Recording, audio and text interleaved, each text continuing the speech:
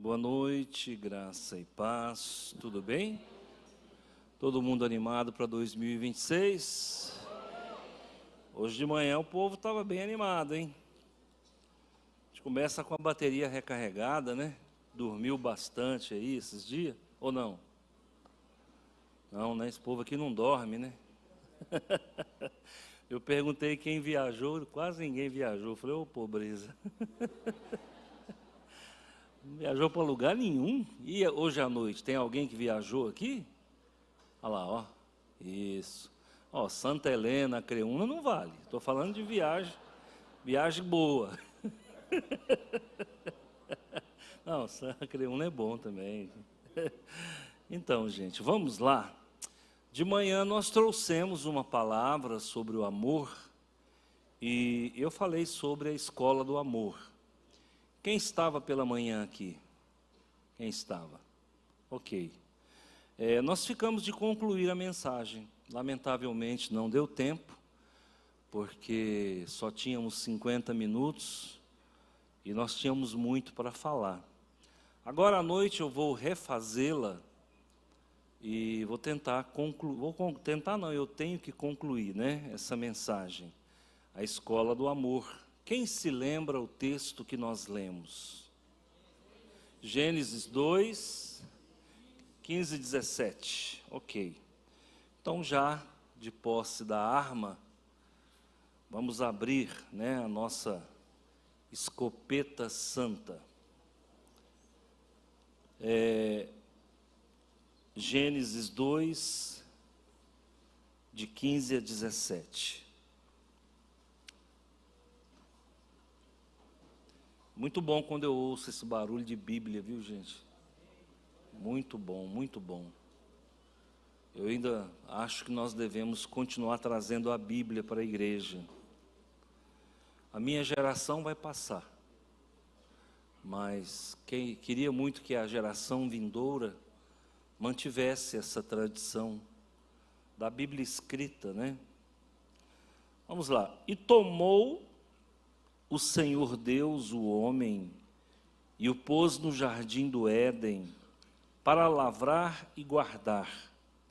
E ordenou o Senhor Deus ao homem, dizendo: de toda árvore do jardim comerás livremente, mas da árvore da ciência do bem e do mal, dela não comereis, porque no dia em que dela comeres, certamente morrerás.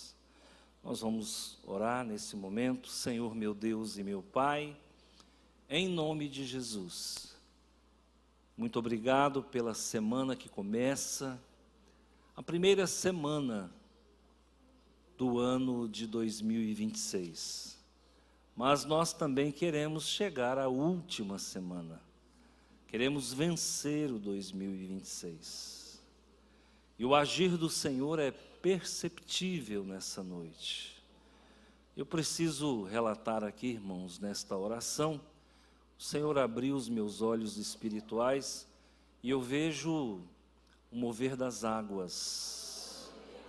Estou falando e estou vendo na minha frente uma grande cachoeira, um mover de águas muito cristalina e cai de uma altura muito grande. E essa água está em movimento e ela está caindo, e no que ela cai, ela forma uma fumaça e ela muito densa, esse mover das águas. É uma visão, né? É uma visão, não está acompanhada de nenhuma revelação, mas uma coisa eu posso te dizer: Deus está agindo na vida de algumas pessoas. Obrigado, meu Pai, porque o Senhor testifica isso na minha visão espiritual. E eu peço que as pessoas que estão sendo contempladas pela bênção, que elas possam testemunhar, que elas possam falar. O Senhor me fala de algumas pessoas que estão encerrando uma campanha hoje, um propósito de 7 dias, Ele me trouxe isso à mente agora. Então você que está encerrando o seu propósito, a sua campanha, que o Senhor te abençoe, que o Senhor te guarde, que o Senhor te prospere e que o Senhor o torne feliz nessa terra, em nome de Jesus. Amém. Muito bem, eu não consigo fazer duas pregações iguais, até porque eu não anoto, né? Aqui eu coloquei algumas anotaçõezinhas de versículo, porque é uma sequência longa, mas a pregação de manhã, por mais que eu a tente fazer novamente, ela não vai ficar igual. Mas eu quero começar falando de um movimento biblicista que nasceu no século XIX, que é o que nós chamamos de dispensacionalismo. O dispensacionalismo, ele é muito aceito dentro do meio pentecostal a citar a Assembleia de Deus. Mas os batistas também gostam dessa teologia bíblica que foi criada ou sistematizada a partir do ano de 1830, por um americano chamado John Nelson Darby. Ele criou um sistema e ele deu a esse nome de economia teológica, ele deu o nome de dispensacionalismo. Por quê? Porque ele divide a história bíblica em 7 dispensações. A primeira dispensação é a inocência. A segunda dispensação é a consciência. A terceira dispensação é o governo humano. A quarta dispensação é a promessa. A quinta dispensação é a lei. A sexta dispensação é a graça. É o que nós estamos vivendo. E a última e a sétima dispensação é o milênio. É o reino, o milênio. Então, o início da minha caminhada cristã se deu aprendendo sobre dispensacionalismo. E eu não vou abandonar as minhas raízes, eu não vou abandonar as minhas origens. Por quê? Porque há no meio evangélico quem conteste essa teologia bíblica. Mas eu acho e entendo que ela é importante, né, e ela sinaliza bem as páginas da Bíblia. E o que nós trouxemos hoje pela manhã foi uma pregação voltada para esse viés dispensacionalista. Por quê? Porque nós falamos da inocência do homem. Quando Deus cria o homem, tá? Deus cria o homem lá em Gênesis 2:7. Pode colocar para nós? Gênesis 2:7, Deus vai criar o homem. E formou o Senhor Deus o homem do pó da terra, e soprou em seus narizes o fôlego da vida, e o homem foi feito alma vivente. O versículo 8. E plantou o Senhor Deus um jardim no Éden, da banda do Oriente, e pôs ali o homem que tinha formado. Então, preste atenção, gente, o homem não foi criado no Éden. A primeira orientação e explicação, o homem não foi criado no Éden. Porque tem gente que acha que Deus criou o homem do pó da terra no Éden. Não foi. Depois que ele criou o homem, é que ele vai transportar o homem para um jardim que ele plantou logo depois. Então, o jardim do Éden, ele é pós-homem, tá bom? Outra questão, o homem, ele é formado do pó da terra. Então, o homem é o que a gente chama de telúrico. O homem, ele é um ser telúrico. Ele é feito do pó primordial da terra.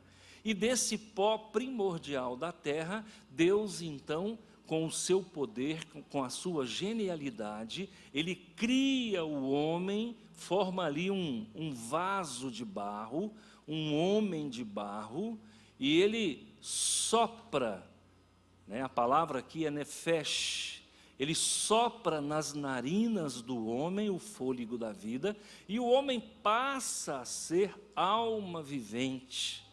Tá bom? Agora, Deus amou a criação inanimada, que é o cosmos, que são os astros, as estrelas, as órbitas celestes. Deus amou a criação inanimada, mas Deus também amou na sua plenitude, na sua essência, Deus também amou a criação animada, que somos nós, os seres vivos. E Deus tornou o homem a coroa da criação. Então, eu digo que o homem é a semente do amor. Porque quando Deus cria o homem na sua genialidade, Ele coloca um sentimento maior, tanto que Ele criou o homem e viu que era muito bom.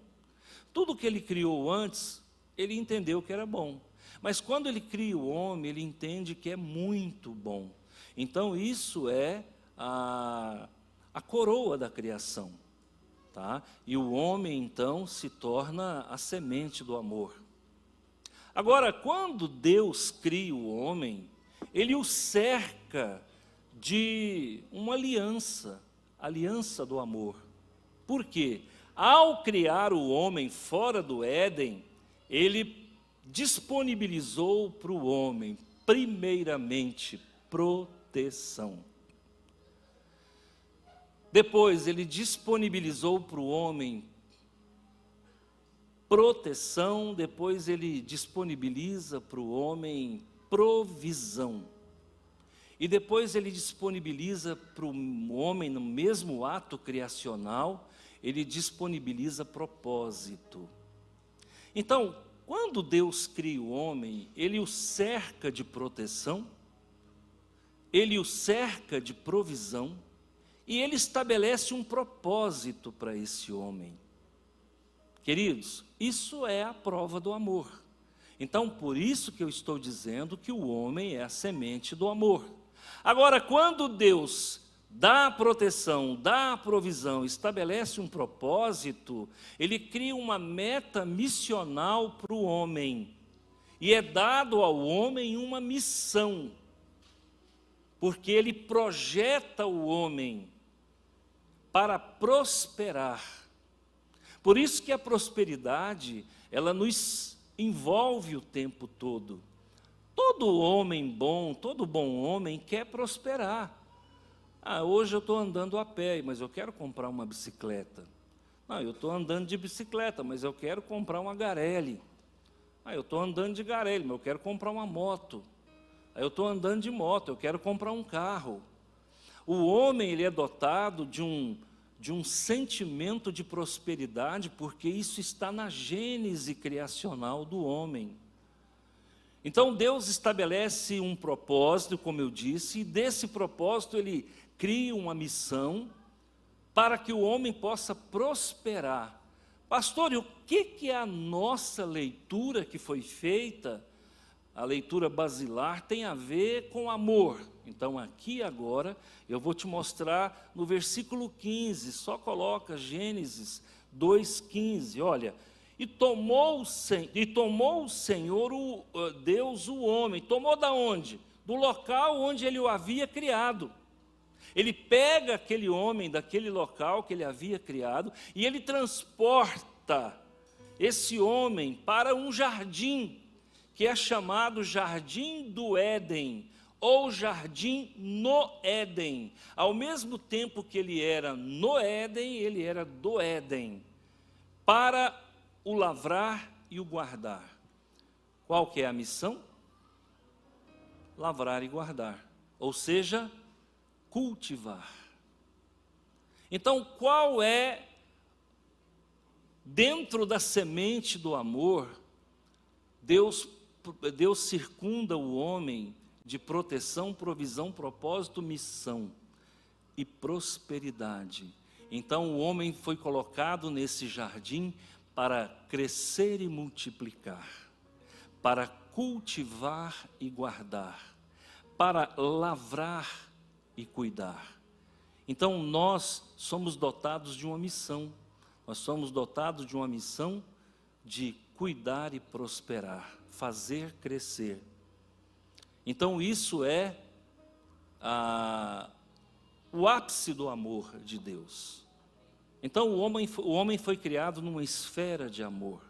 O homem é fruto desse amor.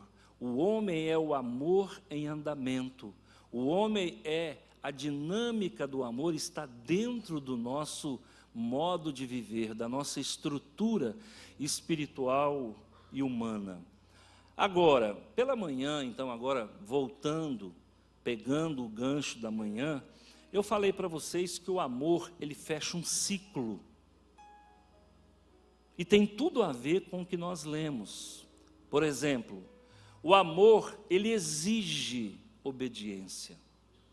A obediência, ela gera discipulado. O discipulado gera aprendizado. E o aprendizado gera paternidade. Falei pela manhã para vocês que quem tem carência sofre do espírito de orfandade. A gente encontra muitas pessoas carentes, tanto homens quanto mulheres. Só que a mulher expressa melhor a carência, é mais visível, é mais notável. E a carência, ela vem estereotipada com uma fragilidade, com uma necessidade. Então, nós encontramos muitas pessoas carentes. E essa carência pode gerar psicopatologias, milindres, né? Um monte de situações podem advir dessa carência que foi gerada muitas vezes lá na infância, no estado da inocência. Então eu acho que Scofield, ou melhor, Derby, que foi quem sistematizou a dispensação, as dispensações, ele foi muito feliz, porque ele vai dizer que o problema da humanidade está lá na inocência. O problema do homem não começa na promessa, nem no governo humano. O problema do homem não nasce na lei, e muito menos na graça. O problema do homem, ele vai nascer, vai surgir, vai ter a sua origem lá no período da inocência. E é ali que Satanás opera de forma sistêmica. O que é esse doutrinamento ideológico, satânico tem tentado fazer nas nossas escolas? Tem tentado implantar, enquanto a criança é inocente, conceitos que o levem ao desvirtuamento do caminho. Tem escolas aí que estão doutrinando crianças para a homossexualidade. Isso no mundo afora. Existem escolas, professores, que estão sendo usados pelo maligno e estão doutrinando as nossas crianças para a homossexualidade, para uma sexualidade precoce. Isso é o que, gente? É o mesmo que Satanás fez lá no período, na dispensação da inocência, quando ele interfere na criação de Deus e ele macula a inocência do homem na pessoa de Adão, e com isso ele contamina toda a raça humana. O que nós estamos vivendo é o blackout que aconteceu lá no Jardim do Éden. Quando Adão capota, capotamos todos nós. E de lá para cá, essa mácula, essa mancha, essa nódoa, ela entra na raça humana e ela atinge todas as gerações subsequentes. Então, o que Deus estava fazendo com Adão no Jardim do Éden? Ele estava desenvolvendo a semente do amor, ele estava desenvolvendo o ciclo do amor, quando ele dá esse mandamento aqui, ele diz para Adão: e ordenou o Senhor, no versículo 16, ordenou o Senhor Deus ao homem, dizendo: olha, Adão, eu te amo demais. Adão, eu estou expressando o meu amor para você, mas não existe amor sem responsabilidade. Adão, não existe amor sem obediência. Adão, não existe amor sem discipulado, não existe amor sem aprendizado e não existe amor sem paternidade. Todo amor é pai de alguma coisa ou de alguém. Então, Adão, preste atenção, de toda a árvore do jardim, você pode comer livremente, Adão, mas da árvore da ciência do bem e do mal, dela você não deve comer, porque no dia em que dela comeres, certamente morrerás. Qual foi a vulnerabilidade que o pecado criou na raça humana, primeiramente em Adão? Quando Adão comete o pecado, qual é a primeira coisa que ele faz? Ele se esconde porque estava, mas a Bíblia diz que o amor bota fora o medo. Se agora o medo não está sendo botado fora, é porque o ciclo do amor quebrou. Toda vez que o ciclo do amor quebrar, é porque vai gerar medo. Preste atenção, é comum as crianças saírem da sua cama e correr para a cama dos pais e pular no meio dos dois e falar: papai, eu estou com medo. Aí você fala: pastor, de onde vem esse medo? Vem do Éden. O medo entrou na raça humana. E quando a criança sai da sua cama com medo porque ouviu um barulho ou porque viu um vulto qualquer e corre para a cama dos pais, ela está pedindo socorro, ela está pedindo proteção, ela está pedindo amor. Então o medo, irmãos, ele entrou na raça humana e ele acomete o homem desde a sua inocência, sinalizando que foi na inocência que o medo entrou na raça humana. Olha que coisa interessante. E aí então, se isso já está acontecendo com os nossos filhos, os pais devem ficar atentos, porque pode ser que haja uma interferência maligna. Tivemos vários casos aqui de crianças que são acometidas por terror noturno, por medo, e o pai e a mãe vêm: pastor, ora, nós oramos e a criança é liberta daquele medo. Olha que a mesma serpente que operou no Éden está tentando operar dentro da nossa família, está tentando operar dentro da nossa casa. Pai, fica atento. Significa que se o medo entrou, o amor não está sendo passado de forma efetiva para a sua criança.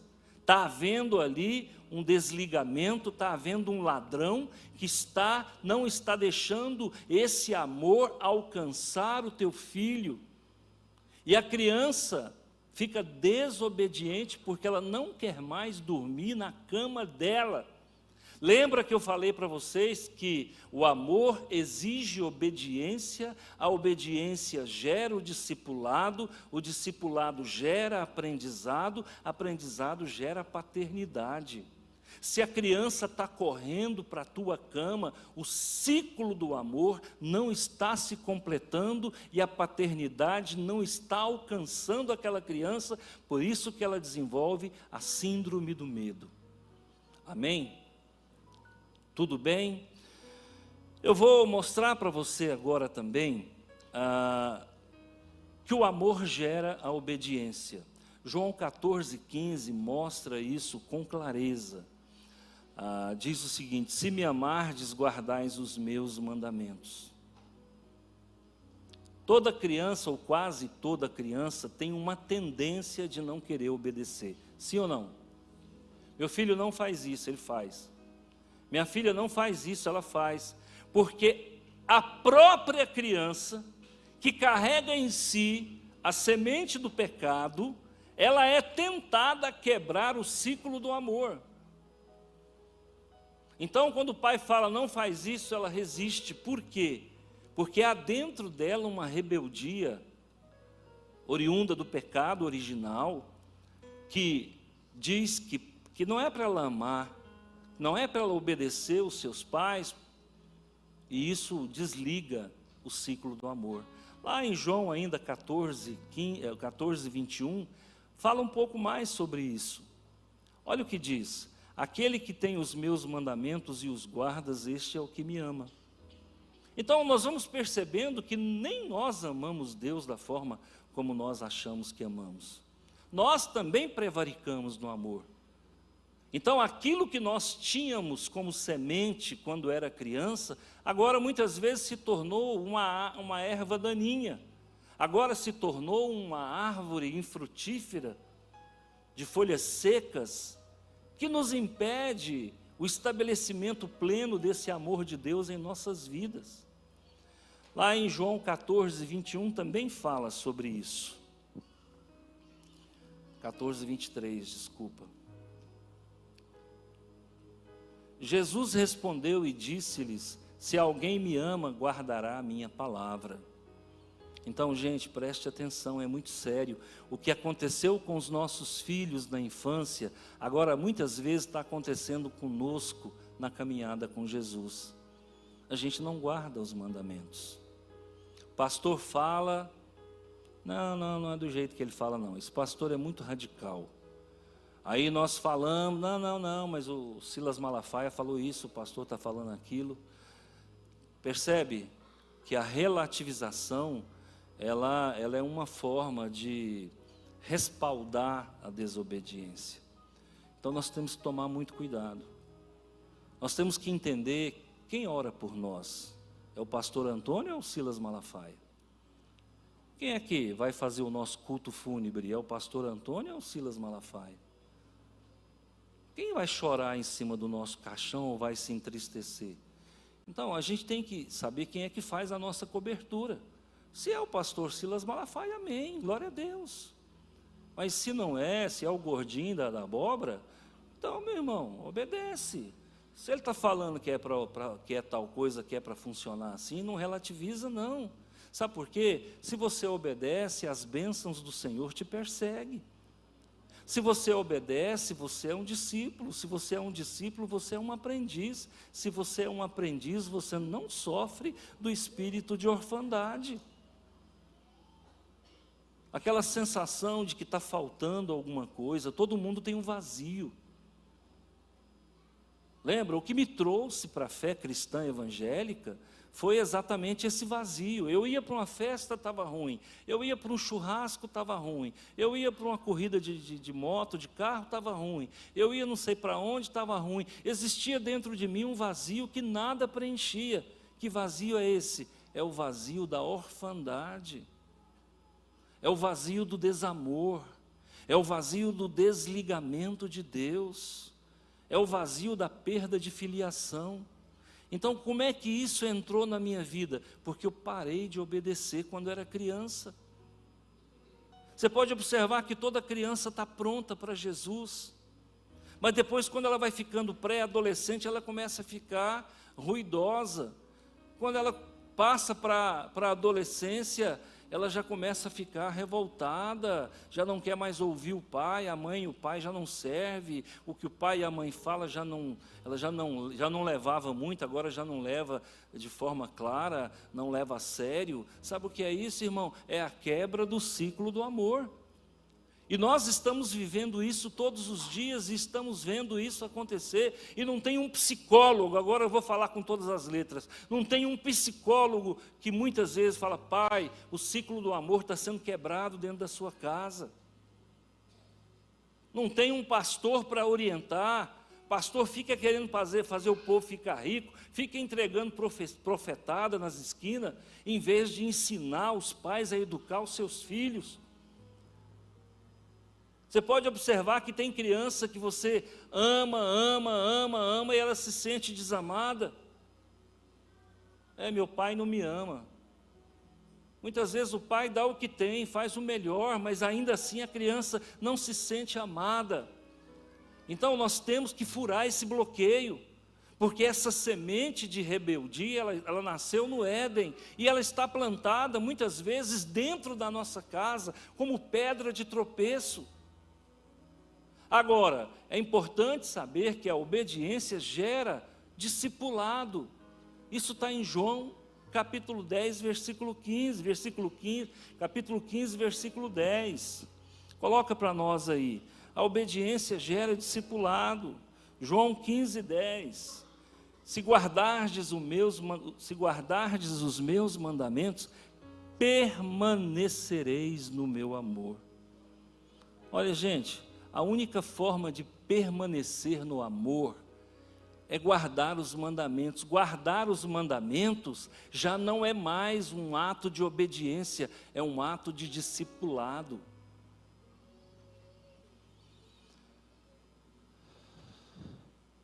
Tem a pedagogia do medo, a gente sabe disso. Quando eu era criança, que eu estudava numa escola de padre, diga-se de passagem, eu tinha dificuldade com a tabuada. Eu não aprendi a tabuada nem 7 vezes 1, 7, 7 vezes 2, 14, 7 vezes 3, 21, 7 vezes 4, 28, 7 vezes 5, 35. Eu não aprendia. O professor chamou a minha mãe na escola, falou: dona Alice, o seu filho não aprende tabuada. Eu já mandei, já falei para ele decorar essa tabuada, e ele não aprende. Eu já tinha tentado.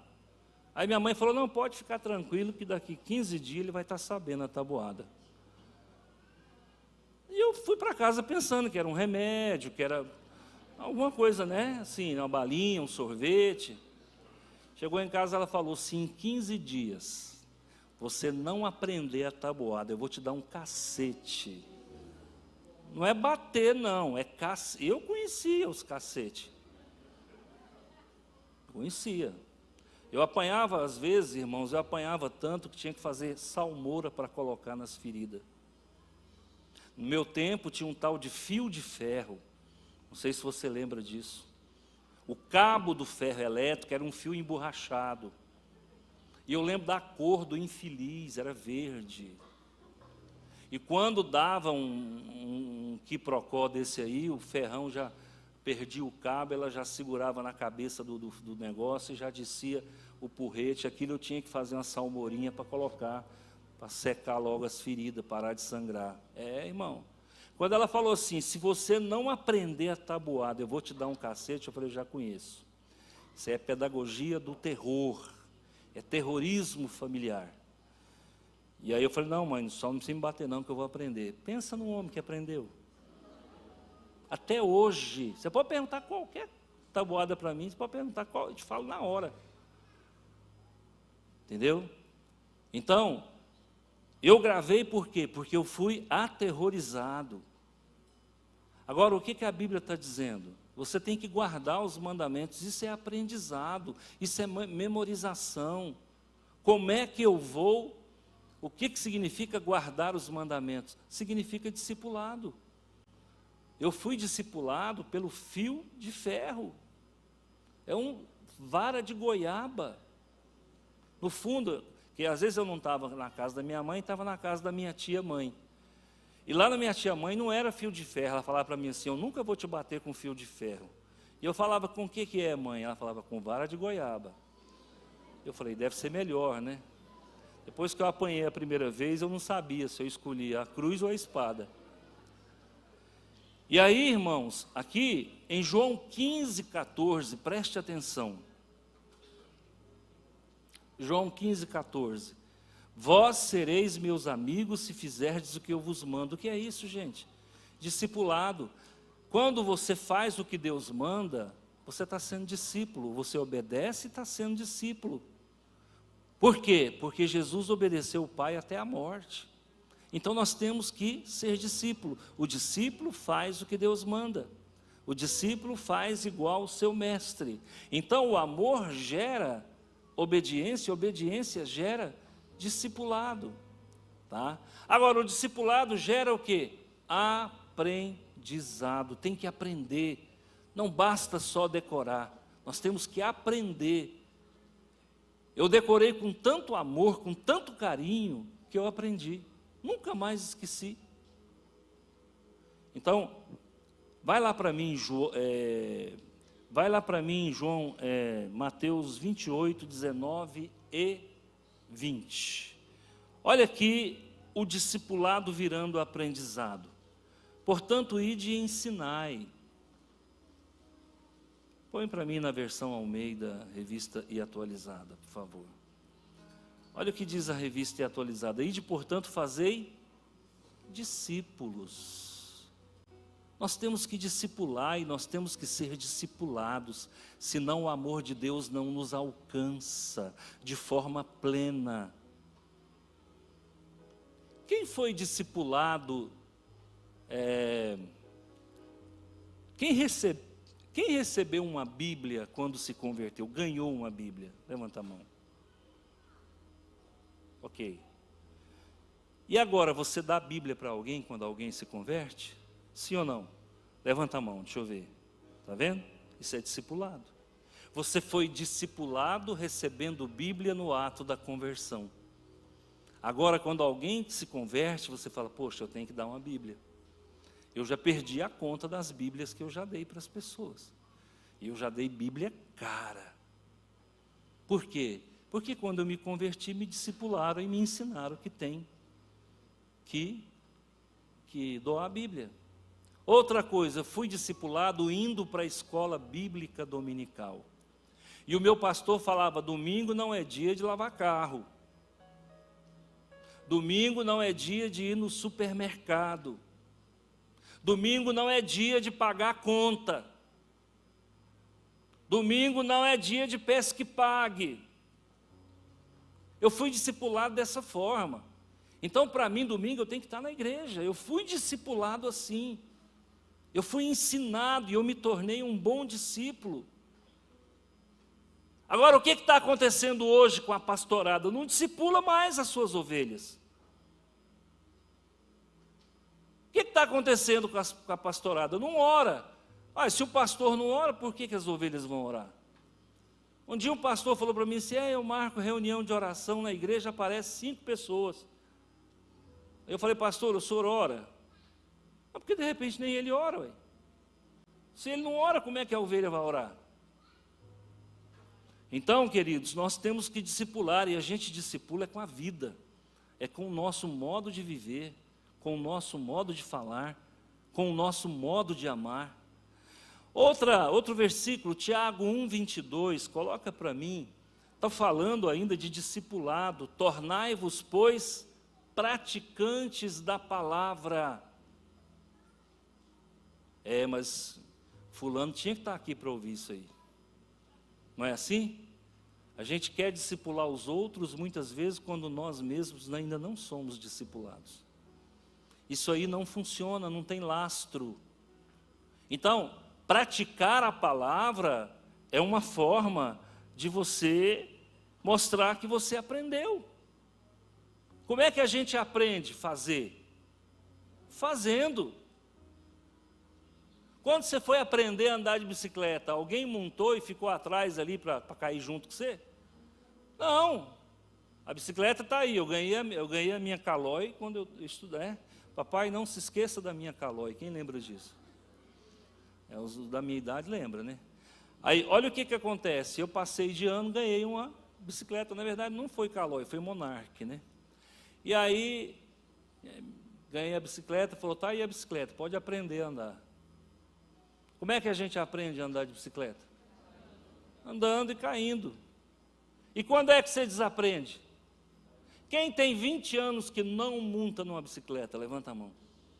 Se você montar nela agora, você anda ou não anda? Anda, porque aprendeu, está aprendido. Então, queridos, preste atenção, Mateus 11:29, fala sobre o aprendizado. Tornai-vos, pois, tomai sobre vós o meu jugo e aprendei. Eu gostei do que aconteceu hoje pela manhã. Terminou o culto, a irmã Cirlei veio com o marido. A irmã Cirlei é uma irmã que está aqui há muito tempo, a mãe da Luciana, a mãe do Danúbio. Está aqui há muito tempo.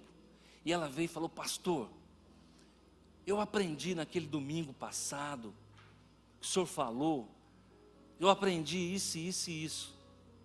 E hoje eu aprendi mais algumas coisas. Aí o esposo dela falou assim, pastor, nós estamos com a pessoa certa no lugar certo. Irmão, isso é melhor do que salário. Isso é melhor do que dinheiro. Sabe por quê? Porque na verdade significa que a gente está conseguindo instruir você. Nós estamos conseguindo fazer você guardar o aprendizado. E isso é bom, gente. Significa que está funcionando, e time que está ganhando a gente não mexe. Então, queridos, preste atenção. O amor gera obediência, a obediência gera discipulado, o discipulado gera aprendizado. Mateus está dizendo aí, olha, aprendei de mim. Eu, como seu líder, estou dizendo, aprendam de mim. Aprendam de mim. Paulo chegou a dizer, olha, sede meus imitadores, sede meus imitadores. Se eu falar isso aí, vocês vão se escandalizar. Falar, mas esse pastor é soberbo, aprender dele. Mas o apóstolo Paulo falou, sede meus imitadores. Olha que autoridade, olha que segurança. Sede meus imitadores como eu sou de Cristo. Amem a obra, amem a tua igreja. Tenha raiz dentro de uma denominação. Irmãos, a igreja batista não tem garantia nenhuma que você vai para o céu porque você é batista, mas preste atenção, ame a tua denominação, defenda as cores da tua denominação, porque isso é um gesto de obediência, isso é um gesto que você foi discipulado aqui, e é um gesto que você também é amado pela denominação. Se você chegar lá no Mato Grosso, você vai encontrar uma Batista Nacional. Se você chegar em Rondônia, você vai encontrar uma Batista Nacional. Você encontrou uma comunidade como essa, você já não está sozinho. Você tem a identidade de um Batista Nacional. O Batista Nacional é o quê? É um Batista renovado. É um Batista pentecostal de uma forma branda, equilibrada. Nós somos pentecostais, mas nós somos equilibrados, irmão. Isso a gente tem que discipular as pessoas. Aqui no começo da nossa igreja aqui, teve um irmão que veio para cá e quando começava a orar, ele caía no chão, saía tocando piorra. No começo eu olhava e falei, gente do céu, mas é muito pentecostal esse menino. E eu fui observando, fui vendo que era um show pirotécnico dele. Então um dia eu falei, irmão, deixa eu falar um negócio para você. Já deu, cara. Todo mundo já te percebeu na igreja. Não precisa disso não, irmão. O negócio de você ficar rodando aí igual um peão no chão aí. Não é assim não, irmão. Ser pentecostal não é isso não, cara. Você está querendo aparecer, você me desculpa. Porque o mesmo Espírito Santo que toca em você é o mesmo que toca em mim. Eu nunca saí pelo meio da igreja rodando igual peão. Outra vez nós estávamos num lugar orando, isso é discipulado, hein? Aprendizado. O irmão, lá na oração, ele começou a bater na boca e a pular. Eu falei, isso é o caboclo pena branca, não tem outro, não é outra entidade não, já conheço isso aí. Eu falei, irmão, deixa eu falar um negócio para você. Aqui não tem espaço para caboclo não. Pode parar com esse negócio de não tem isso aqui não. E você vai discipulando as pessoas. Aqui no começo da nossa igreja tinha um negócio de um cai-cai. A pessoa só era ungida se ela caísse na unção. E eu fui vendo que aquilo era palha. Falei, poxa, isso é meninice, isso é palha. A pessoa cai na unção, levanta, está pecador do mesmo jeito aí. Que unção diferenciada é essa que não muda ninguém? Porque se a pessoa cair aqui, irmão, eu não vou danar com ela. Mas se ela levantar a ranheta igual ela sempre foi, eu vou dizer, meu irmão, quem te derrubou não foi Jesus, não. Você vai me desculpar. Então é isso que discipula as pessoas. É você ensinar para as pessoas que não dá mais para brincar com o Espírito Santo, não. O Espírito Santo é sério. Sabe? Nós temos que respeitar o Espírito Santo. Sabe? Eu entendo que às vezes a unção é muito forte, a pessoa pode cair. Eu entendo isso aí. Eu entendo, não sou nenhum tapado. Mas quando o negócio começa a ficar abusivo, aí já é brincadeira com as coisas de Deus. E a gente tem que agir com seriedade. Agora, uma outra questão, irmãos, um outro ponto. João 8, 31 e 32. Dá uma olhada para nós. João capítulo 8, versículo 31 e 32. Disse Jesus aos judeus que haviam crido nele. Eles haviam o quê? Creram. Creram. Igual muitos de nós cremos. Agora ele fala, se você permanecer na fé, se você permanecer em mim, se você se tornar um discípulo na minha palavra, Aí sim, se você permanecer na minha palavra, você se tornou um discípulo. Esses judeus que estavam ali crendo nele, 10 minutos depois estava pegando pedra para jogar em Jesus. Quantas pessoas passaram por aqui, gente? Ouviram uma pregação como essa, até creram, mas hoje estão jogando pedra em Jesus. Hoje o número de desigrejados é maior do que o número de crentes. O que tem de gente aí batendo nos evangélicos, nos crentes, um dia foram crentes. Aquele apresentador Danilo Gentili, ele disse que era crente, hoje bate nos crentes. Por quê? Porque creu. Mas o que ele fez? Ele não permaneceu. Agora, Jesus não quer apenas que você creia, Ele quer que você creia e permaneça. Ok? Então, queridos, ser discípulo é aprender. Aprender é continuar. Ainda, Romanos 12, 2. Como é que a gente se torna um discípulo? Não se conformando com o presente século. Você acha que o mundo está ensinando aí, está certinho? E o que eu vou falar aqui é com muito cuidado, mas eu nunca vou deixar de falar. Pastor, se o senhor falar isso, a pessoa vai sair da igreja. Não, se quiser sair, tudo bem, eu não estou mandando, mas eu preciso falar. Você acha que encher o corpo de tatuagem é da Bíblia ou é do mundo? Não, pode falar. Então, se eu disser para você não encher o seu corpo de tatuagem, eu estou sendo abusivo?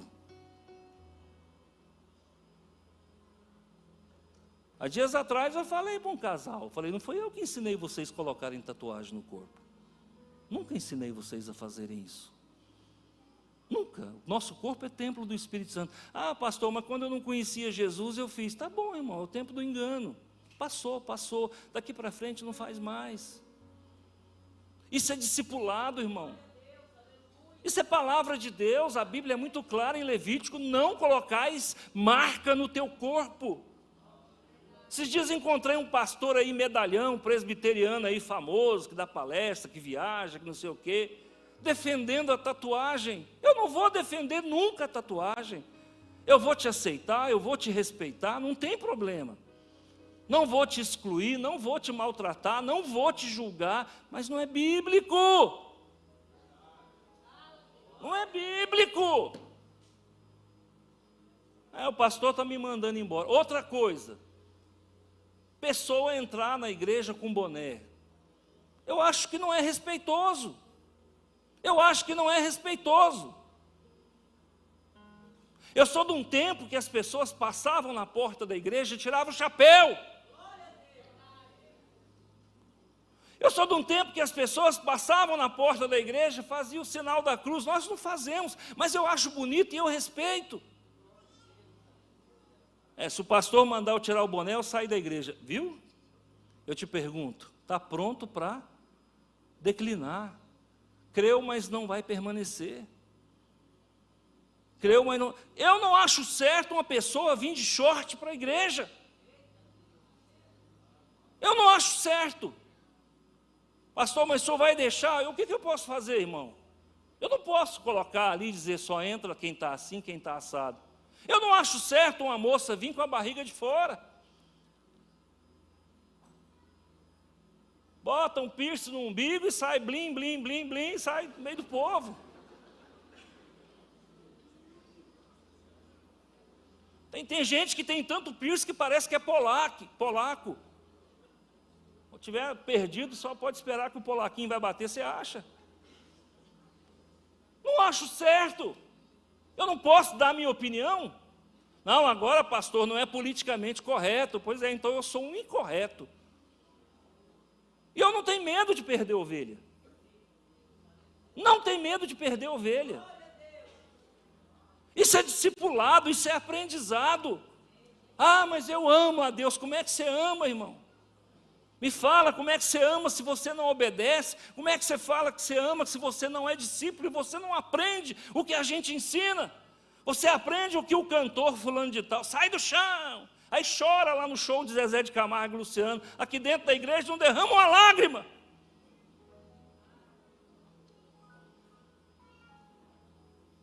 Eu pergunto, é essa igreja que eu vou ter que pastorear? Não, nessa igreja eu vou bater. Nessa igreja eu vou bater. Você vai encontrar gente que não gosta de mim aí fora, viu? Já vou te abrir o jogo para você. Você vai encontrar gente que não gosta de mim aí fora, que vai falar mal de mim, mas vai falar da minha posição. Vai falar, muitas vezes, mentira a meu respeito. Vai falar mentira a meu respeito. Um dia uma irmã pegou um Uber aí, a mulher veio trazer ela aqui, a mulher do Uber, chegou aqui e falou assim, você frequenta essa igreja? Ela falou, frequento, vamos vir aqui. Ela falou, não, eu já vim aqui. Esse pastor aí não está com nada, eu vim aqui, ele não resolveu o meu problema. Mas eu estou aqui para resolver o problema dos outros. Eu estou aqui para ensinar o caminho. Se Deus que é Deus não resolve o teu problema, como é que eu vou resolver? Então, irmãos, você vai encontrar gente que fala mal de mim, mas vai falar mal de mim, igual esses dias a irmã me falou, pastor, tem uma pessoa que falou mal do senhor. Eu falei, o que ela falou? Eu quero saber, né? Não, disse que você fica com esse relógio balançando. Bom, eu ganhei esse relógio, irmão. Eu não posso mais ganhar um relógio bonito. Ganhei. Uma médica aqui da igreja me deu o relógio. Ué, eu vou dizer, não quero porque o bicho é bonito. Não, negativo. Tudo aquilo que vier a mim, não lançarei fora, irmão. Amém? Olha o que diz a palavra de Deus ainda, Colossenses 3,16. Vai lá. Habite ricamente em vós a palavra de Cristo. Olha só, gente, olha que versículo lindo. Habite ricamente em vós a palavra de Cristo. Você é um habitáculo, você é um vaso, você é alguém que vai tabernacular com a palavra. A palavra vai habitar em você, instruí-vos. Batista Nacional tem instrução, Batista Nacional tem doutrina. O povo acha que doutrina é de não cortar o cabelo. Larga de ser bobo. Tem gente que acha que doutrina é não rapar o cabelo da perna. Larga de ser bobo. Tem gente que acha que doutrina, irmão, é não jogar futebol. Larga de ser bobo. Isso é mandamento de igreja. Doutrina é você saber que o crente não perde a salvação. Doutrina é você saber que Deus, Ele subsiste em 3 pessoas, Pai, Filho e Espírito Santo. Doutrina é você saber que você tem que perdoar não 7, mas 70 vezes 7.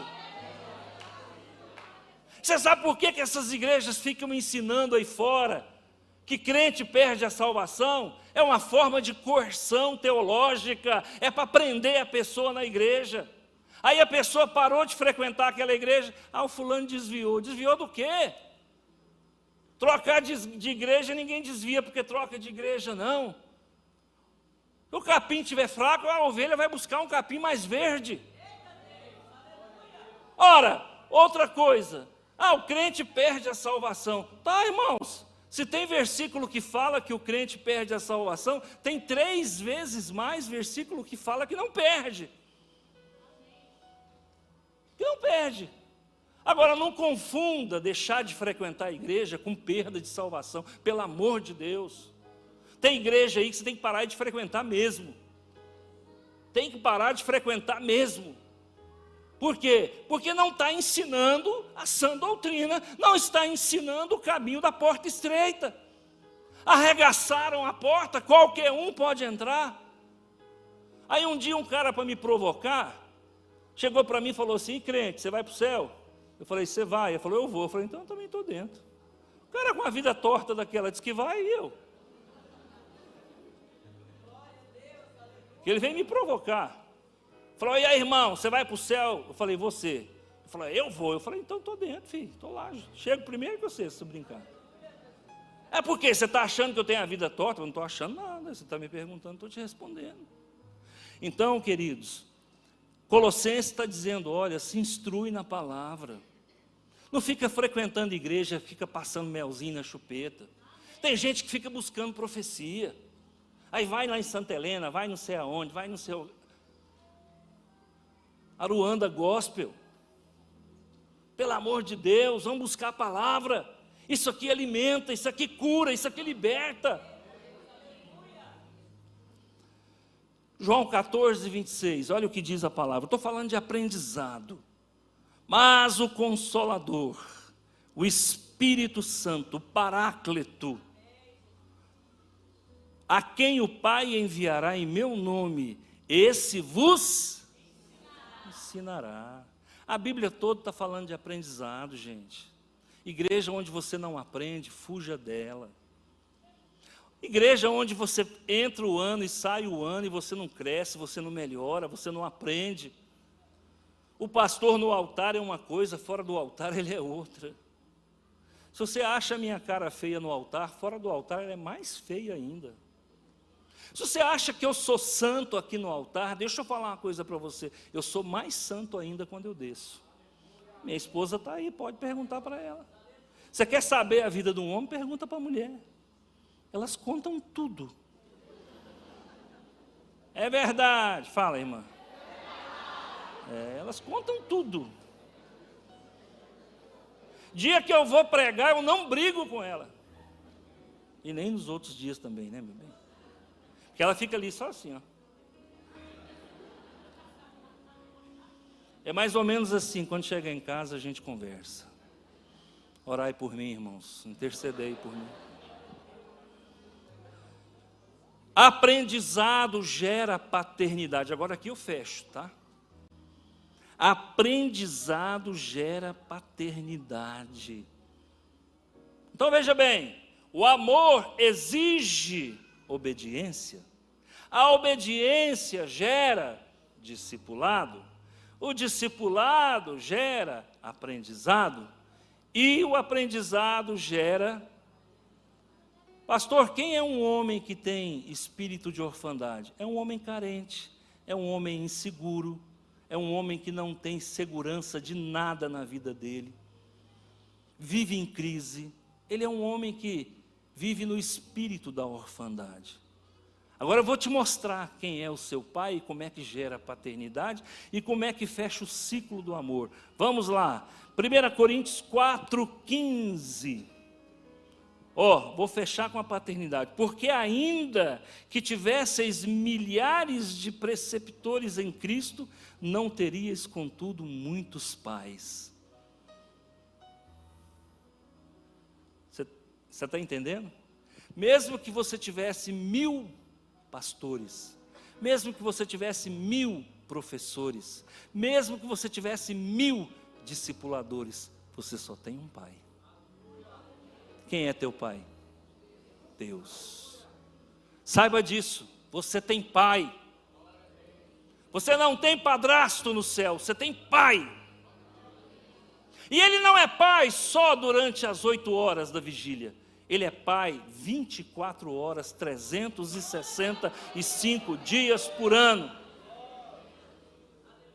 Vai lá em 2 Coríntios, 1 Tessalonicenses, capítulo 2, versículo 11 e 12. Vou fechar a paternidade.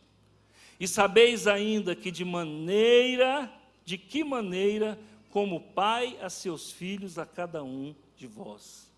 Deus é pai para cada um dos filhos. Minha filha mais velha tem 4 filhos. Tem hora que eu fico zoado.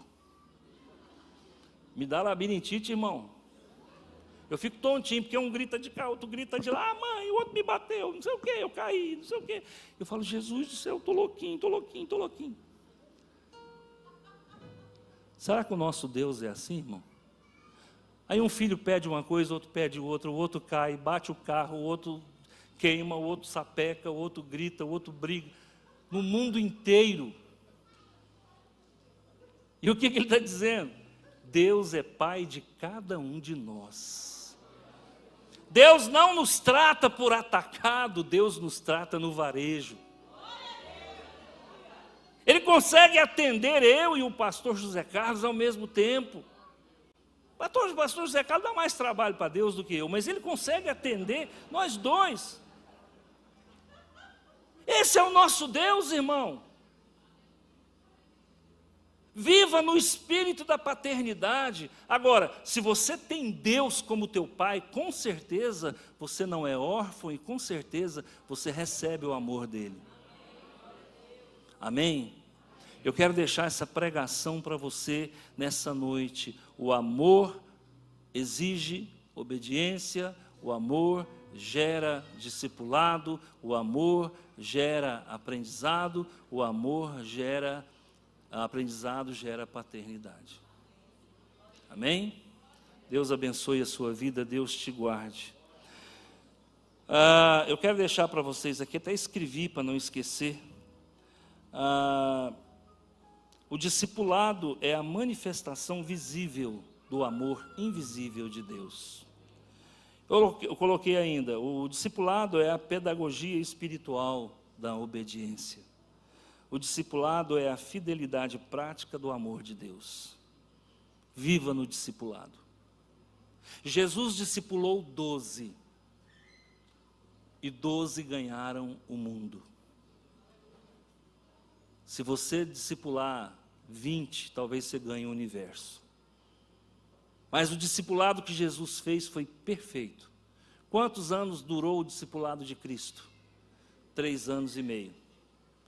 Depois que Jesus morreu e ressuscitou, estava todo mundo pronto, sim ou não? Porque eles foram se aperfeiçoando na sua própria fraqueza. O que Deus diz? O meu poder se aperfeiçoa na fraqueza. Pedro era fraco, ficou forte. Paulo era forte, ficou mais forte ainda. Amém? Que Deus abençoe cada um de vocês. Sinta o amor de Cristo, sinta o amor de Deus. Esse versículo que eu li, esses 2 versículos falam do amor. A criação do homem, ela é a semente do amor. Deus abençoe sua vida.